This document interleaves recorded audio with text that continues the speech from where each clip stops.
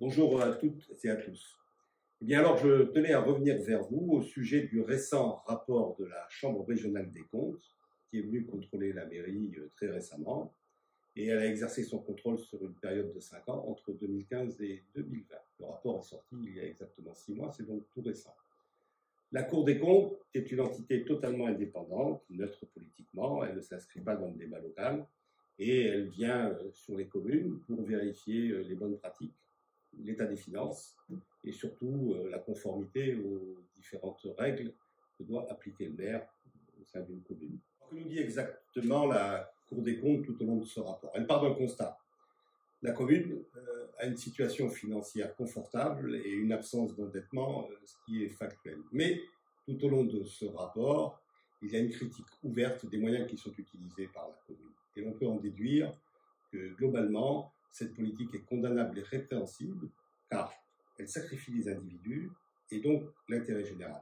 Il s'agit en fait de faire des économies et de rentrer de l'argent, quoi qu'il en coûte aux administrés. Quelles sont ces méthodes et moyens pour faire des économies et dégager d'importants revenus?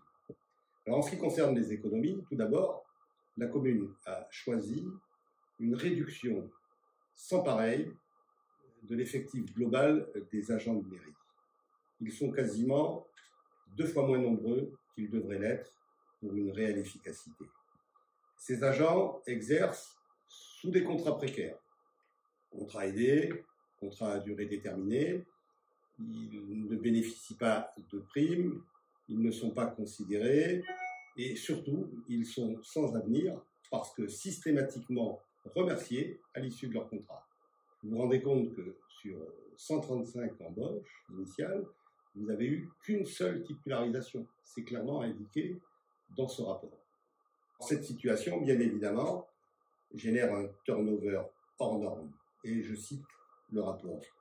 Ces mouvements fragilisent les organisations dans leur capacité à piloter et suivre les politiques structurantes de la commune. Cette situation est alarmante. Il y a aussi une maltraitance des personnels, caractérisée, qui est aggravée par un management totalement odieux du maire. J'ai des témoignages précis et je pèse mes mots.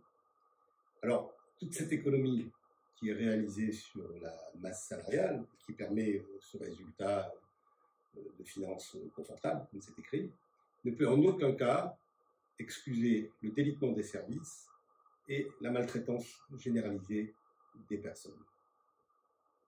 Comme la justice est saisie, il sera peut-être mis à jour des pratiques qui sont réellement insupportables.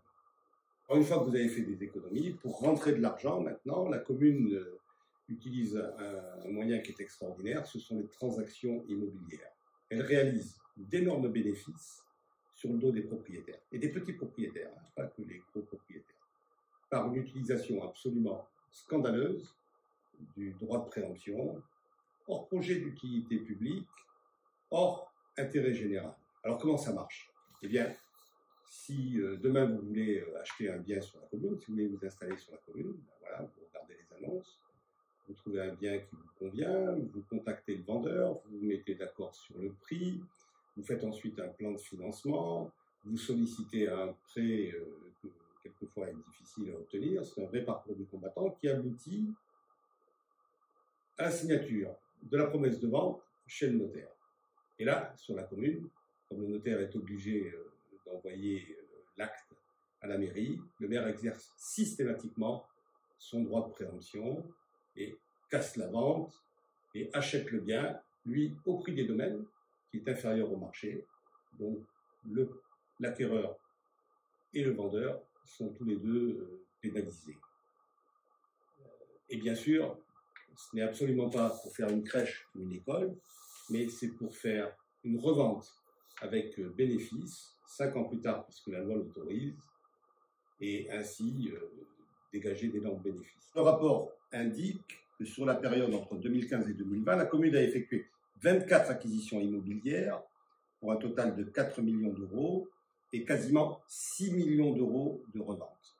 Donc cette situation est immorale, car c'est totalement déloyal pour ceux qui en sont victimes, et je pense que c'est aussi illégal, car l'exercice de la puissance publique n'est pas fait pour ça. la justice tranchera sur ce sujet. Et une bonne question qu'il faut se poser. Pourquoi nos voisins ne pratiquent-ils pas cette politique à outrance comme ça victorée et ont-ils recours à l'endettement? La Cour des comptes pointe également les charges de fonctionnement sur la commune qu'elle juge beaucoup trop élevées. Il y a eu pratiquement 27% d'augmentation sur la période considérée. Et il s'agit bien sûr de l'entretien et de l'exploitation de tous les biens d'équipement qui fleurissent sur la commune. Pas tous justifiés d'ailleurs.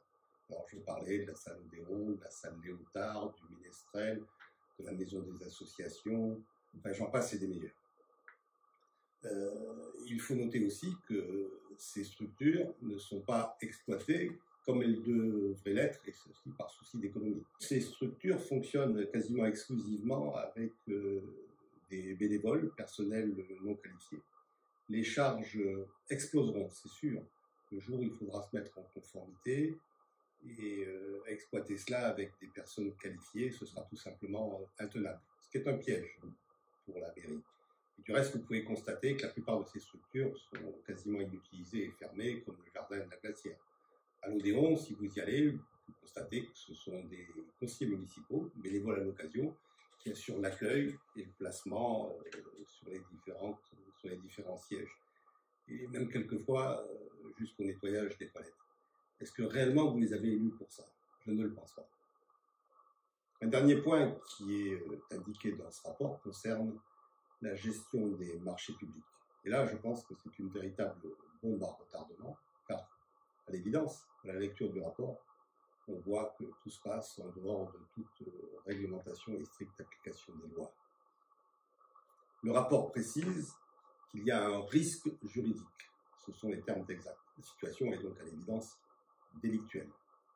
Et cela correspond exactement aux révélations faites par l'adjoint aux travaux lors d'un des derniers conseils municipaux, il y a presque un an maintenant, concernant le marché public de l'école Carbonel, qui est un marché assez élevé, puisqu'il y a entre 5 et 6 millions d'euros. La justice est saisie de cette affaire. Pour terminer, une anecdote intéressante. Le rapport précise que la période de confinement a permis à la commune de réaliser une économie d'environ 700 000 euros. Alors cela a été passé sous silence par le maire. Comment ont été utilisés ces fonds?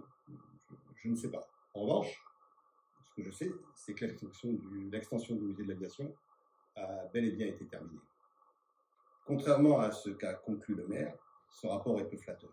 Je considère même qu'il est désastreux pour la majorité, car il y a un contournement régulier des lois pour assurer un équilibre financier qui ne peut être que précaire sur de telles bases.